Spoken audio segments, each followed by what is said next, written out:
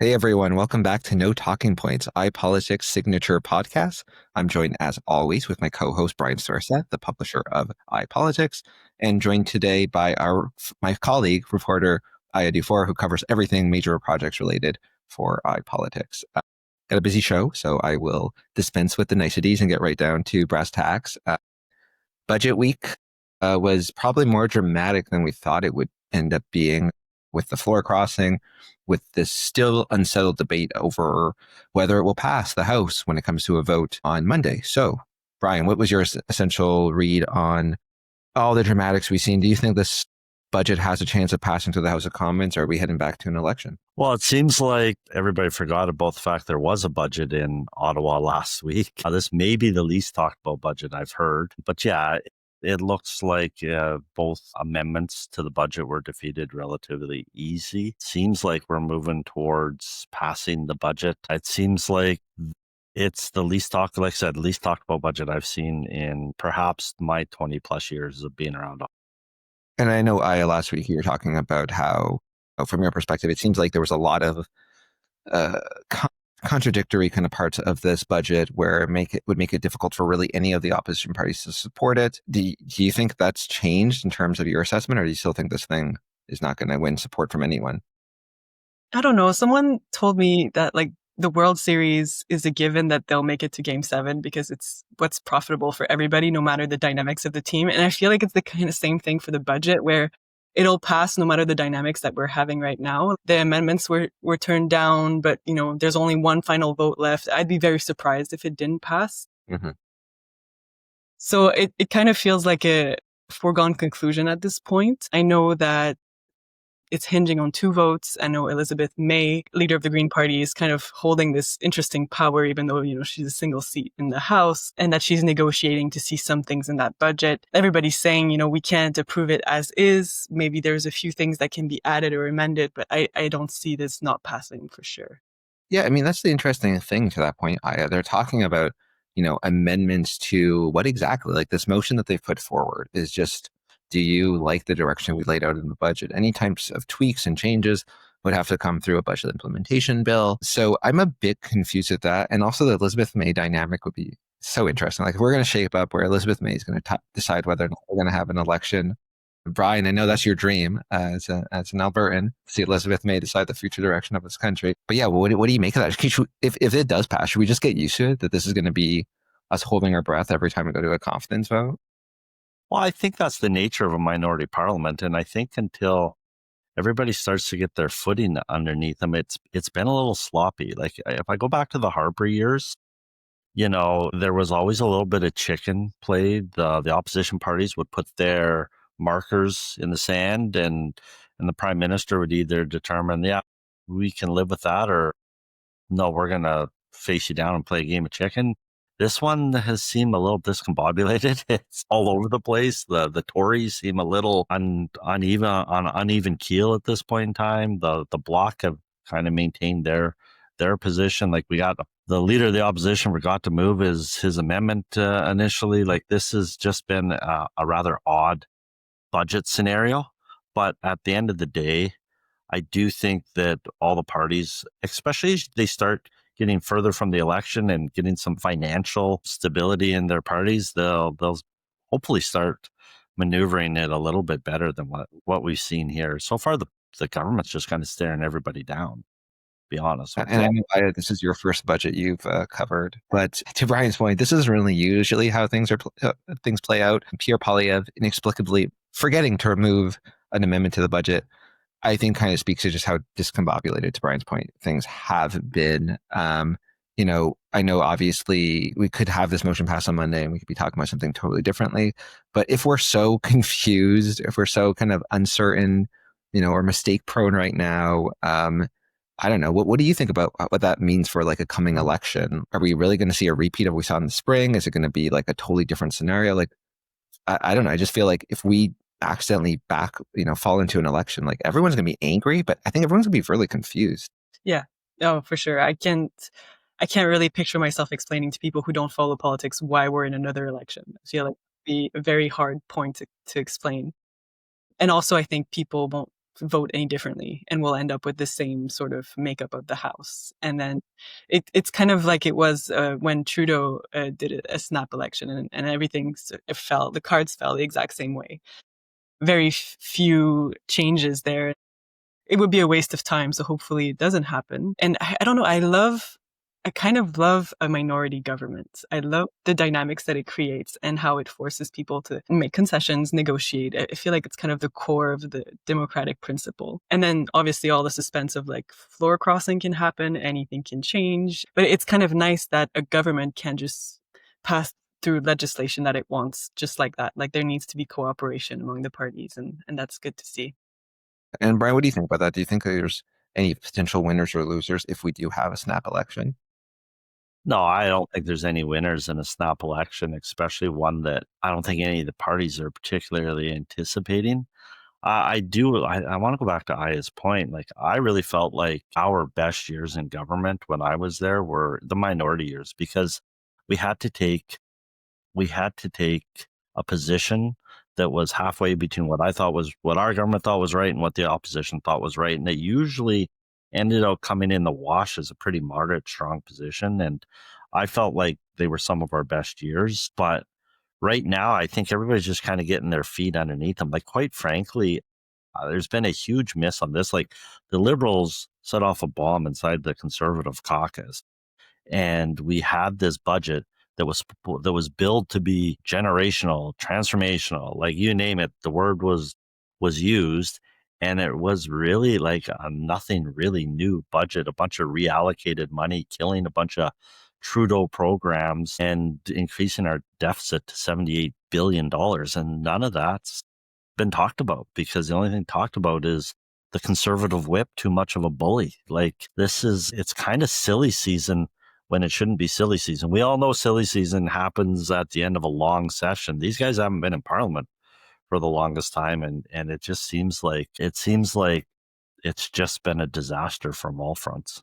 And the government's, look, if nobody's talking about the government's budget, the government's winning at the end of the day. That is for sure the case.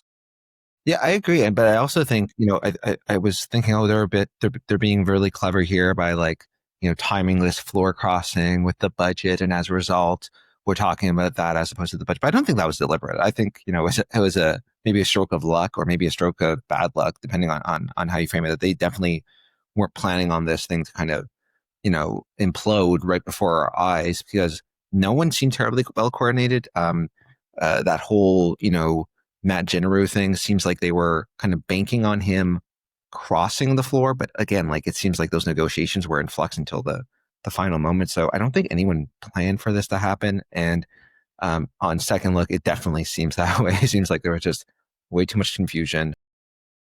We saw it early on in the spring when they lost that, amendment vote on the throne speech, where it was like, is everyone awake? Is everyone, paying attention? Or did we just get lazy when we had that supply and confidence agreement during the last parliament? I don't know, but I agree with I love minority government.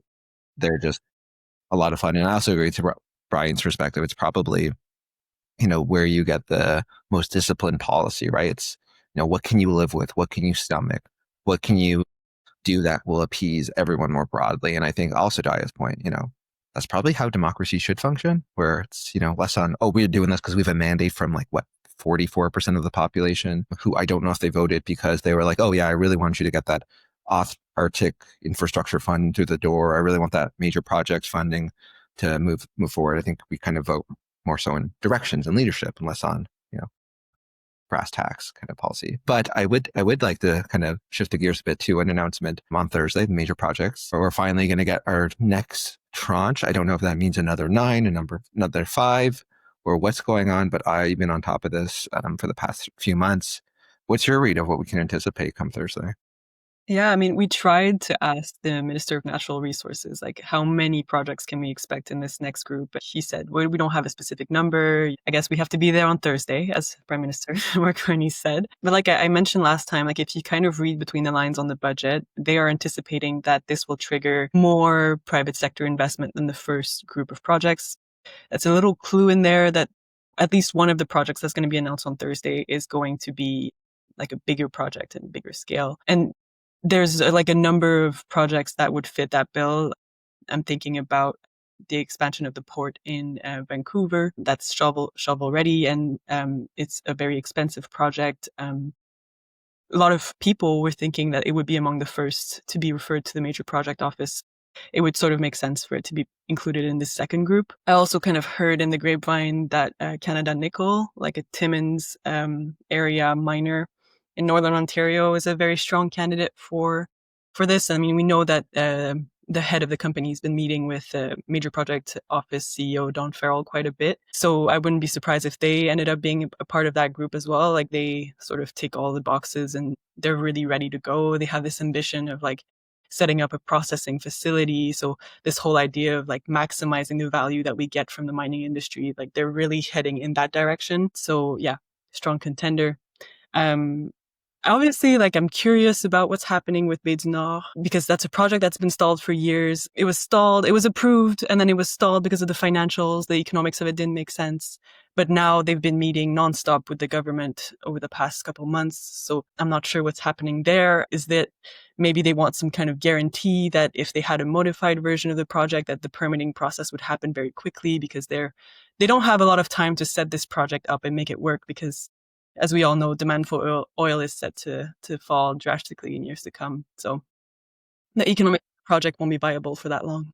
Yeah, I mean, that's a good point in terms of using these projects to, entice or to attract private sector investment. Does that kind of all but ensure, Brian, that the next one of these projects is going to be an oil and gas pipeline or anything along those lines? Well, I'm always interested in Aya's points of view on this, is she digs far deeper into this than I do. I know like the Nishka LNG play off the West Coast seems like one that seems to be set up. The government's actually talking about it in its approvals during the question period. I think what you really got to see is like, what is going to be the outcome of getting on this list? The first five are all five that were already started. So it's hard to really tell the impact of being on the list. And certainly being on the list is the only real advantage so far, because I don't even believe any of them get gazetted yet, which is step one. So, I think it's going to be really interesting which 5 or 6 or 7 or 2 they pick next. And I'm going to be really interested in tuning into Aya's coverage to see the impacts of being on that list. And, are some of these ones that you guys are talking about that have been stalled, do they get reignited by being on the list? So, like, what is the advantage? What is the big national bonding play here that is going to save our economy from the big bad Americans? And this has certainly been proposed to be what cornerstone of the Carney government. So this announcement here this week will be really interesting. Yeah, I think the announcement's actually happening in Prince Rupert. So I think you're talking about that LNG. Yeah, I assume Prince Rupert, the LNG project right there, probably all but Yeah. not get approved. Yeah, it was a strong contender as well. I was going to say, I think it's Cedar LNG, the name of the project. I will trust your judgment on that. I'll have to. I know way more about this than we do. But then there was speculation that it might also have a link to Alberta, like Premier Danielle Smith's proposal for a pipeline to the northwest, just because of the location of the announcement. And of course, the Premier Smith, has said she's expecting some kind of memorandum of understanding with the federal government sometime, I guess, this week, like by Grey Cup, that would pave the way for that project, right? So that would sort of set the table for how you could build a pipeline and then what that would mean for the tanker ban, the oil tanker ban off the coast of British Columbia. So, I mean, we're expecting details of that. There might be something in there. We know Pathways Plus, which is a condition for the pipeline to be built, was mentioned in the first group of projects as like a transformative strategy that required more work. Has enough work happened in the last couple of weeks for it to be ready for a referral to the major project office? I guess we'll find out on Thursday, but that's certainly something we'll be all watching out for. Yeah, I think that's a good point. I mean, if I'm not mistaken, Northern Gateway, I believe, was supposed to stretch to Kitimat, which I guess is no longer going to happen unless they get the tanker ban reversed or some sort of, was using C5 as a way to override that piece of legislation. Aya did a terrific feature story that I think everyone should read about the kind of fate of the tanker ban bill. LNG obviously if that's what we pursue, is not captured by that ban, which only applies to crude or heavy oil. But yeah, like it, I also want to talk about a few of these projects that perhaps would require a lot more public investment with very limited, downright non-existent private investment, or private investment that come after the fact. We're talking about Alto, the proposed high-speed rail line, which stretch from Quebec City to Toronto. And then, of course, the Port of Churchill. I know it's something that, the idea is that it will incentivize a lot of private sector investment, but I assume that that would mean the government coming to the table with a lot of money for infrastructure improvements. Are those types of projects, are they actually on the table if so much of what we're trying to do, or so much what we're banking on in the budget, is on private sector investment flowing from these decisions? Yeah, I mean, I did write a piece about that where I looked at the finances of some of the projects that were initially referred to the major project office, and sort of the fundraising efforts that they've had with the private sector since that happened. And just a couple of the projects, like they were able to land major private sector partners. They were able to do successful rounds of financing. They had, like in this one case, a company's stock market rating went up, and their share price also increased. So you could tell, like, the financial sector appreciates when the government backs up a project through a referral to the major project office. Like, that certainty.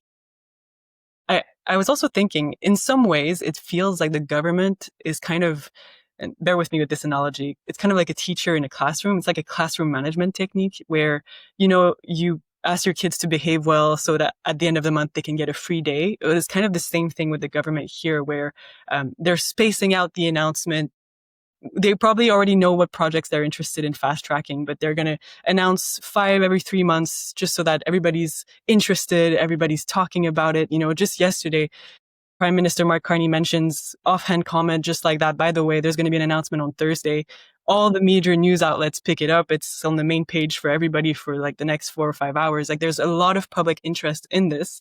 And by spacing it out, by leaving every project some time in the limelight, that's kind of the beauty of the strategy, is you're making sure that there's interest in these projects, as opposed to sort of, getting it all out the door in one go and then people forget about it right away. But are there any downsides with that, Brian, if you tell everyone you have a chance, and then, eventually Judgment Day comes, and, this might not be the last kind of tranche of projects that get referred, but eventually we're going to hit, the end date. Is it a problem sending these broad signals that everyone's got a chance, only to find out maybe come Judgment Day that you're off the list? Well, I think the problem is the fact that it's really government picking winners and losers.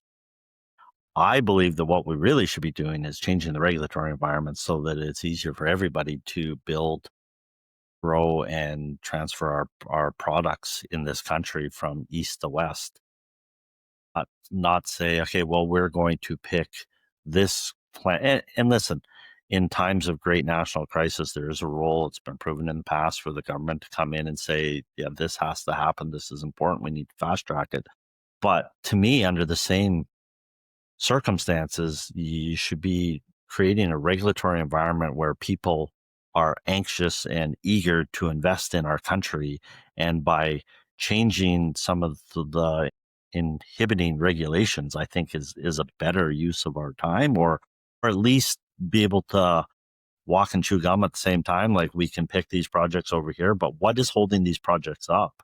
And if it's investment, private capital investment, because they're not sure if you can get a mine actually built in this country anymore, maybe we need to at the same time be changing the regulatory environment so that, yes, we're moving some of these ahead quicker, but eventually everybody will be on a fair and level playing field to be able to grow our economy. Speaking like a true Pierre Poilievre supporter there. I don't know about that. I would say somebody that comes from Western Canada and realizes that, we're not done using our natural resources in this country to help make us a better country, while at the same time making sure we have some stringent environmental rules and regulations. But there's got to be a balance at the end of it, all this. And I would actually say it was Preston Manny that started this conversation in the first place, Marco.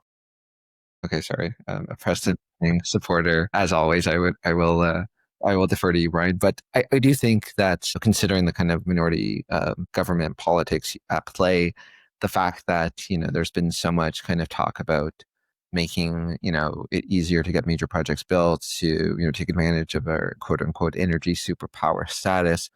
It does, bring us back to what I was saying, I think last week about how who's this budget for? Like, how does it kind of win that broad support? The conservatives are never going to jump on board and start applauding Mark Carney, even if he came out there and started building the pipeline himself. So it's like, how do you kind of balance those things? And if you do pursue like a big regulatory overhaul, sure, the conservatives will sign up for it. But, do you just kind of like, cut off any opportunities to negotiate with the NAP and the Greens or even the Bloc, who might provide that lifeline in Parliament, whereas conservatives, they might back you there, but they're going to defeat you on everything else. They're not going to like the heavy spending. They're not going to support you on anything oil regulatory. So is it really like politically viable for you to put forward any big changes to regulations at the time? And maybe this major projects process is the best way to do it. Yeah, I mean, those regulations were put in place for a reason. Like, that's the truth of it. And I don't know if major projects office is the way to do it, but to your point, Brian, it does create winners and losers. And I don't know if that's like fair or equitable. But the truth is that there is kind of like a limited amount of resources for building roads, building infrastructure, political capital for getting some of these things fast tracked. So if you kind of decide which direction to channel these things in, maybe you have just a greater chance of success of getting some things off the ground. And like, yeah, I think it's always complicated why some projects don't pan out. Like sometimes it's financial capital, and then sometimes the financing is related to the regulatory environment, but it's also sometimes just a matter of infrastructure. Like I know we talk about this all the time, like the Ring of Fire. The economics of the projects are good. Like there's a lot of interesting mineral in that area. There's very strong companies that have the knowledge and the expertise to get it out. There's work underway with the 2 First Nations that are closest to the deposit. They're on board. Others aren't, but they're still kind of figuring out how they're going to assess all of that region globally. But I think the major obstacle to that project is the fact that the road that needs to be built is going to be a very, very expensive road. The provincial government has said, well, we're willing to pay for half of it, but Ottawa needs to pay for the other half. And Ottawa has said, well, it's a provincial responsibility, so we're not going to build that road. But I feel like it's an interesting conversation because other mining projects have not needed the governments to step in to build roads, in the same region. Like you think not too far from the Ring of Fire, there was a diamond mine, like run by the De Beers, and they didn't build a road. It was a whole operation, fly in, fly out, helicopters. They built a temporary camp there for years. They extracted everything and then they restored it to its natural state and it's gone. And that's how mining projects work. Usually the mining proponent, the one who's making the money, figures out that part of the logistic. But these projects that are being proposed require some public support, public sector dollars and investment. And that's where the conversation shifts about, our priorities as a society. Yeah, I mean, that's a great point. And I think, Brian, is that not also kind of picking and choosing winners and losers if we're out there making those infrastructure investments, whether we call them major projects or not, to kind of set the stage for these investments? Or is it just smart policy, the same way of building a highway in a bustling metropolis that will allow people to build homes and, other businesses in this area?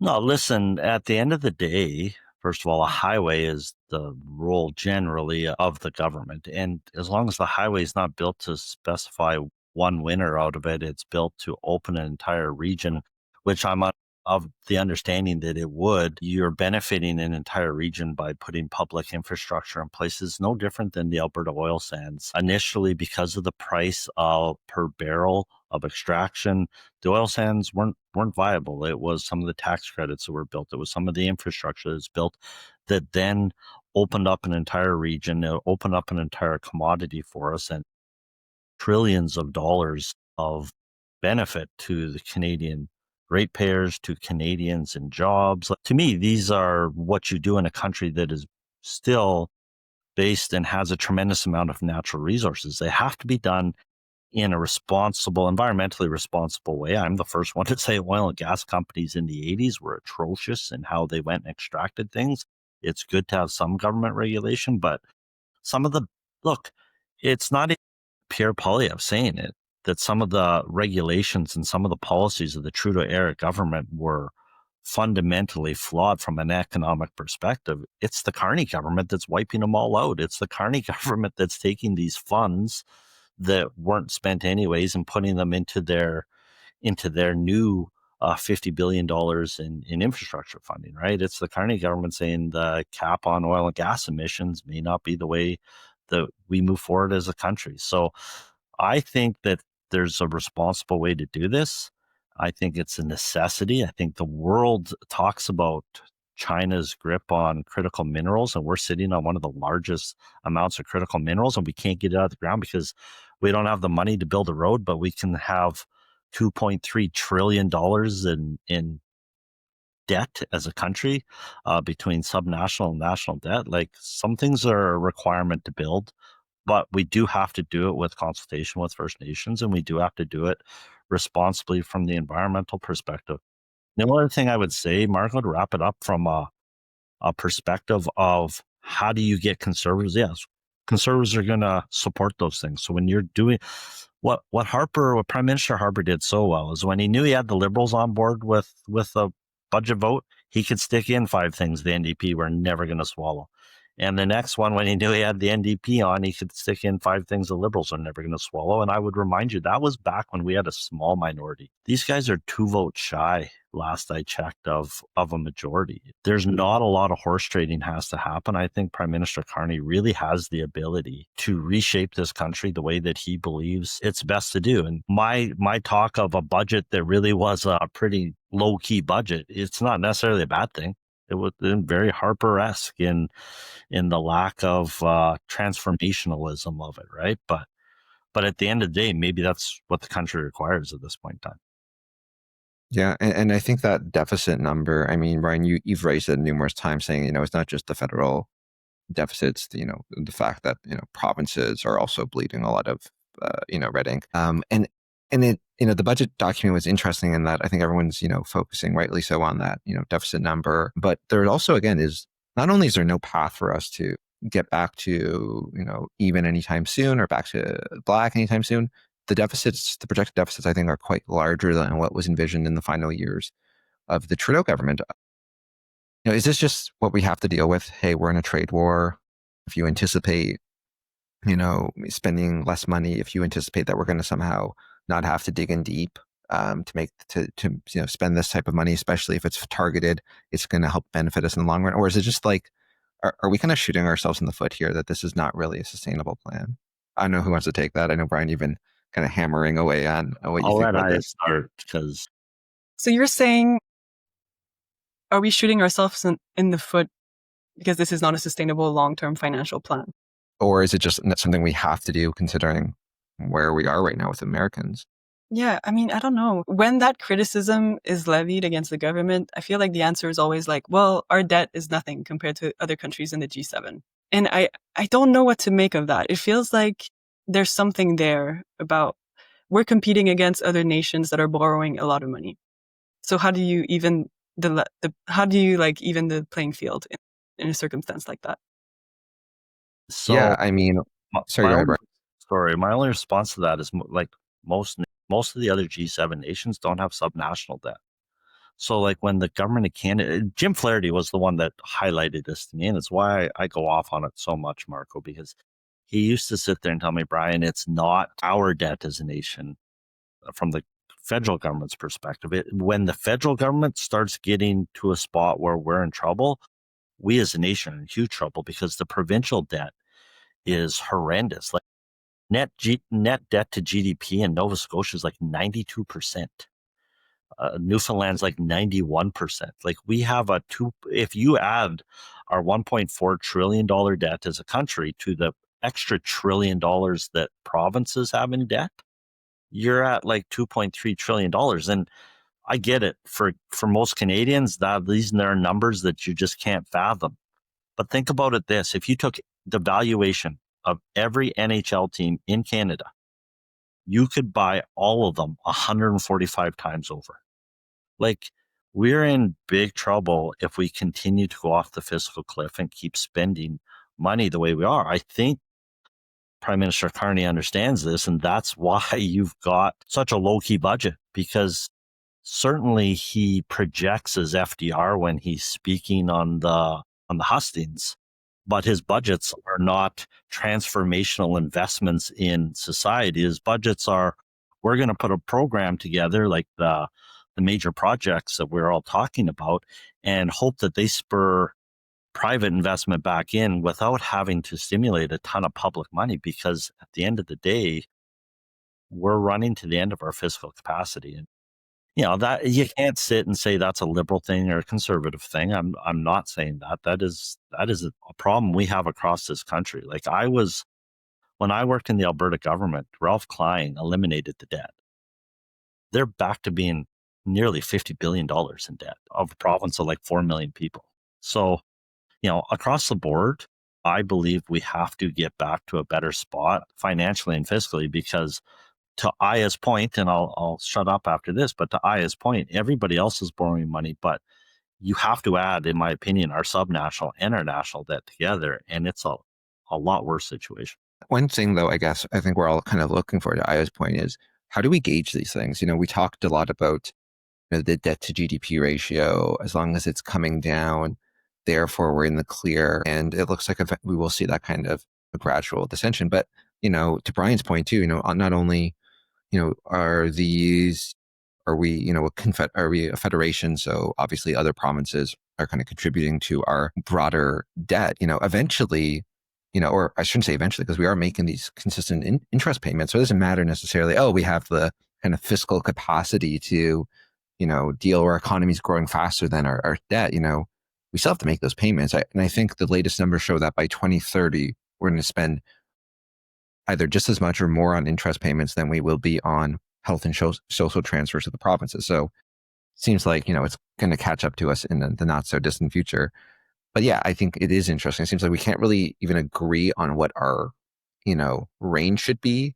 And I feel like we've gone to this point where it doesn't really matter. It's like no one's really pitching much in the way of fiscal discipline. Even the Conservatives said, you got to keep the deficit under $42 billion. It seems like no one thinks that's realistic for a balanced budget. So I would love to have some clarity, though, too, on if these kind of gauges or these measures that the government talks about are actually useful, or, does it really matter if we're spending billions and billions of dollars and, while at the same time we're making these massive interest payments, and that's money that we're spending on that instead of other crucial programs? Are we not just like hurting ourselves at the end of the day?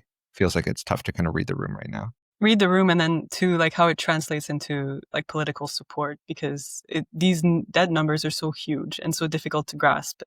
It's not clear like if there's a deadline on the repayment and who's going to be footing the bill, who's like what generation, What's that? Yeah, so I feel like it's really hard to communicate. For me, like Poilievre's suggestion, it was $48 billion debt.